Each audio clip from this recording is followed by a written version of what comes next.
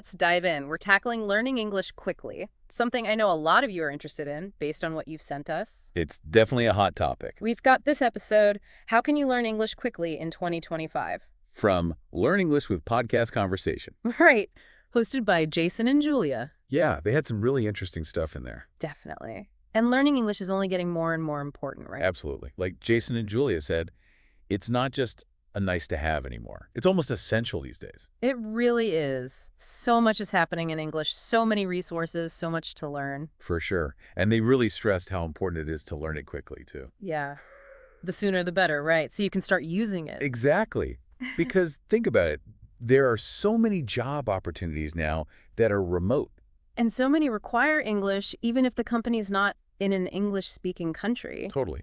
Plus all the information online. Most of it's English, right? Yeah, if you can understand English, suddenly you have access to so much more. It's like unlocking a whole new world. That's a great way to put it.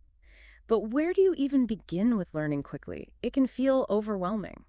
Jason and Julia had some good advice there. They talked about making English part of your daily life, like surrounding yourself with it as much as possible. Even if you're not living in, like, the US or the UK or something. Yeah, exactly. Like Yeah. they even mentioned changing your phone settings to English. Oh, interesting. Just to kind of get used to seeing it all the time. Right, or watching English TV shows and movies with subtitles. That's a classic one. Makes it fun. Yeah, definitely.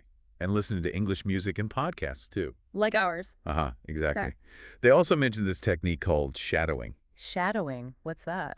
So you listen to a phrase in English, and then you try to repeat it immediately, like copying the pronunciation.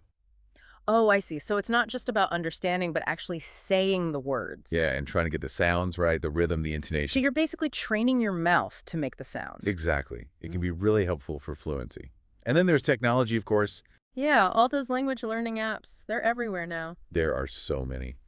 Jason and Julia mentioned Duolingo, Babbel, Memrise. Those are some of the big ones, right?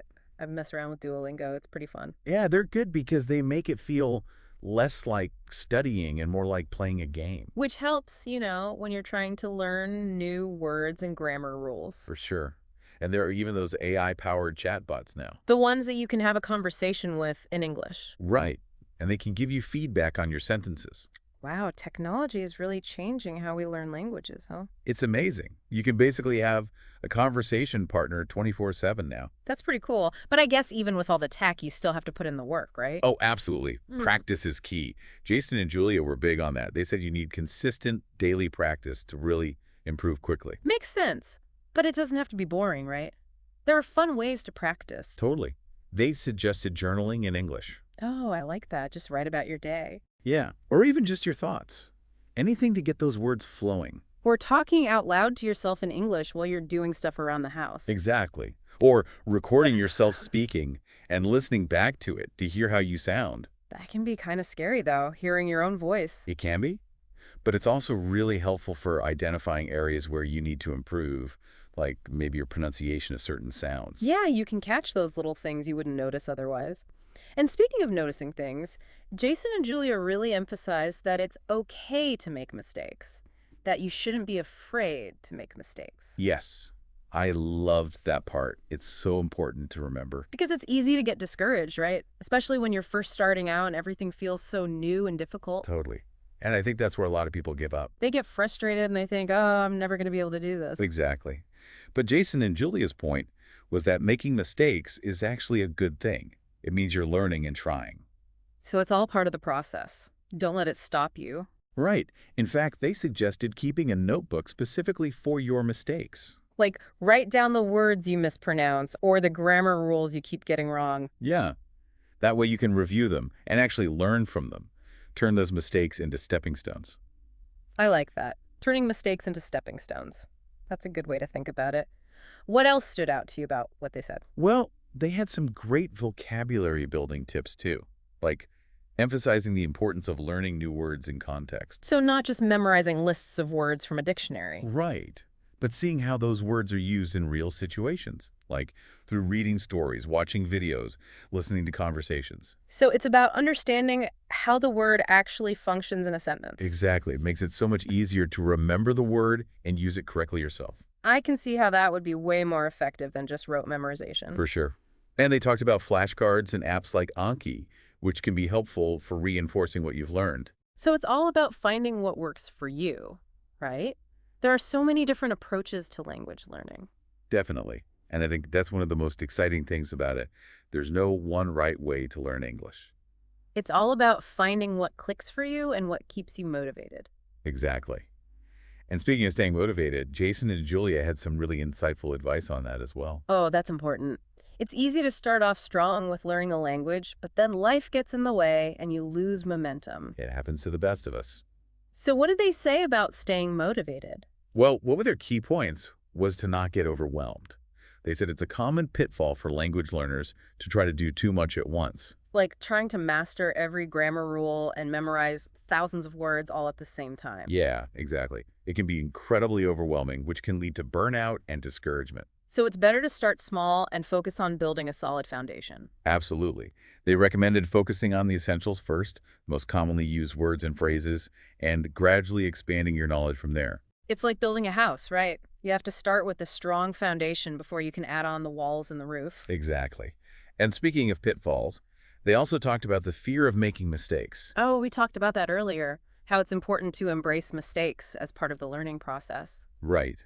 But they went a little deeper into this idea of fear and how it can hold you back from making progress. I can definitely see how that would be a problem. If you're constantly afraid of making a mistake, you're probably not going to want to speak or practice as much. Exactly. And that defeats the whole purpose of learning a language, which is to be able to communicate with other people. So they encouraged listeners to just go for it, even if they're not perfect. Yeah.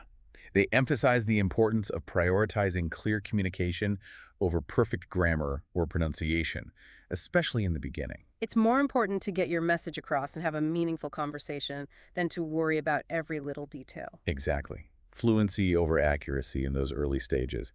And that brings us to another common pitfall. They discuss the lack of consistency.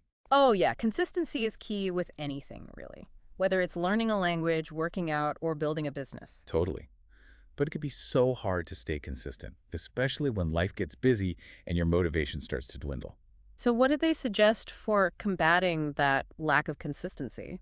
Their advice was to break down those big, daunting goals into smaller, more manageable chunks. So instead of aiming to study for an hour each day, maybe start with just 15 minutes. Exactly. Those bite-sized goals are less intimidating and can help you build momentum over time. It's all about those small wins adding up over time, Exactly. And they also talked about the importance of active learning. as opposed to passive learning. Right. So it's not enough to just watch movies or listen to podcasts without actively engaging with the language. So you need to actually be using the language in some way, right? Yeah, whether it's speaking, writing, or interacting with other English speakers. It's all about finding that balance between input and output, right? Exactly. And the final pitfall they addressed was something that can be incredibly tempting, especially in our social media-driven world. Comparing yourself to others. Oh, the comparison trap. It's so easy to fall into that, especially when you see people online who seem to be fluent in a dozen languages. Right. And Jason and Julia emphasized that everyone learns at their own pace. It's not a competition. Exactly. The key is to focus on your own progress, celebrate your own achievements, and run your own race. Such a good reminder. It's easy to get discouraged when you're comparing yourself to others, but it's important to remember that language learning is a personal journey. Absolutely. And while avoiding these pitfalls can set you up for success, Jason and Julia also offered some great advice on how to stay motivated on this journey, which can be just as challenging as the learning itself. I'm definitely interested in hearing about that. Motivation can be a fickle beast. Well, one of their key tips was to focus on progress, not perfection. They said it's important to acknowledge how far you've come, Instead of beating yourself up for not being there yet. Yeah. And to celebrate those milestones, no matter how small. Oh, I like that. Celebrating those little wins. It can really help to keep you motivated. For sure. What else did they talk about? They also talked about remembering your why. Your why. Like, why are you learning English in the first place? Oh, right. Like, what's the goal? Exactly. Is it for work, travel, Yeah. to connect with more people? Yeah, to watch movies without subtitles. Haha. Exactly. Right. So when you're feeling discouraged, think about those things. It can help rekindle that motivation, For right? sure, because learning a language, it takes time and effort. It's not always easy. Definitely not. And it can be helpful to have support along the way. Oh, yeah, for sure. Jason and Julia talked about finding a community. Like other people who are learning English too. Yeah, whether it's online or in person. So you can share tips and struggles and stuff. Exactly. Makes you feel less alone, you know? Makes it more fun too, learning together. Yeah, absolutely.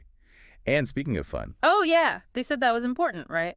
it was one of their key pieces of advice. Make learning English fun. Exactly.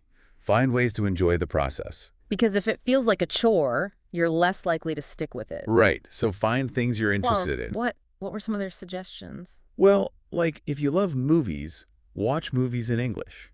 With or without subtitles? Maybe start with subtitles and then see if you can gradually wean yourself off. Ooh, that's a good challenge. Or if you love music, Listen to English songs. and sing along, Haha, exactly.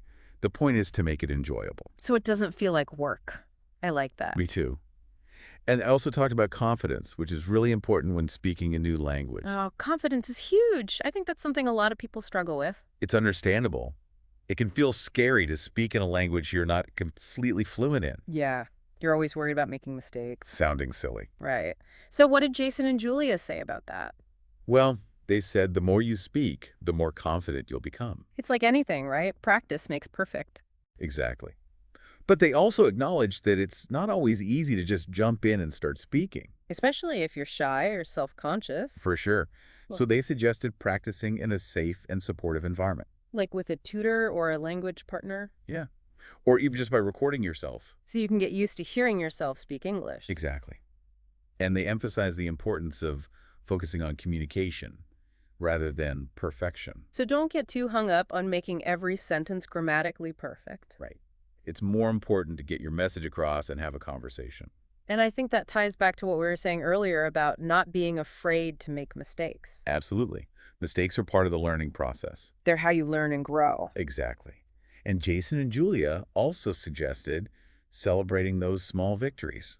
Like what kind of small victory? Like maybe you had a conversation with a native speaker and you understood everything they said. Or you were able to order food at a restaurant in English. Yeah. Those are all wins. It's important to acknowledge those moments and give yourself credit. It helps you stay motivated and build confidence. For sure. And they also shared a really inspiring success story in the podcast. Oh, yeah. What was that about? It was about one of their students who started learning English just 6 months before the podcast was recorded. 6 months? That's not very long. I know, right?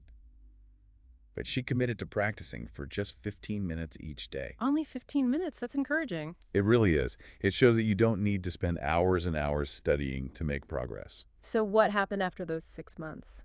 Well, she was able to have full conversations in English. Wow, that's amazing. What was she able to do with her new skills? She actually landed a remote job at an international company. No way. That's incredible. It is. It shows how learning English can really open doors. And it all started with just 15 minutes of practice a day. Amazing, right?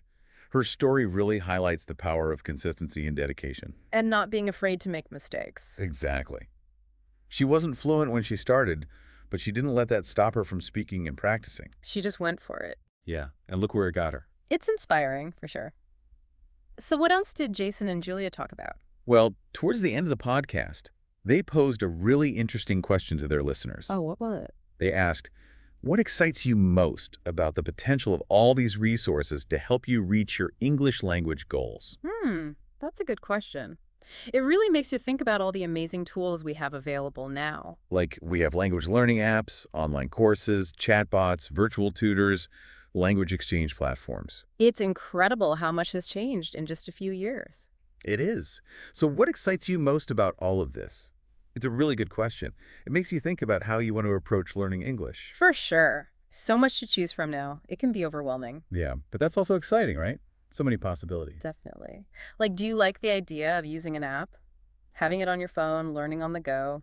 Or maybe you prefer something more structured, like an online course. Or maybe you want to really focus on speaking, so you'd be more interested in a language exchange or something like that. It all depends on your learning style and what you're hoping to achieve, I guess. Exactly. And that's what Jason and Julia wanted their listeners to think about. Yeah.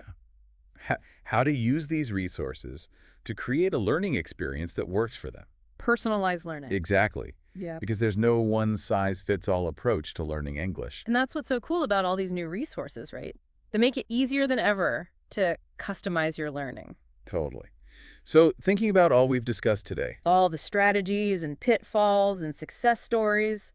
what's one thing you, as a listener, can do to move forward on your English learning journey? What's that one small step you can take today? Maybe download an app. Sign up for a free trial of an online course. Commit to watching an English movie with subtitles this week. Or even just have a conversation with a friend or family member in English. Whatever it is, just start. Take that first step. Because even small steps can lead to big results. As long as you're consistent and you keep moving forward. And remember what Jason and Julia said.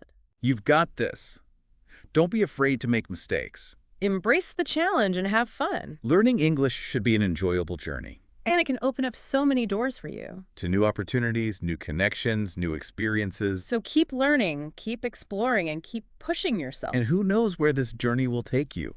Thanks for joining us for this deep dive, everyone. We hope you found it helpful. Happy learning.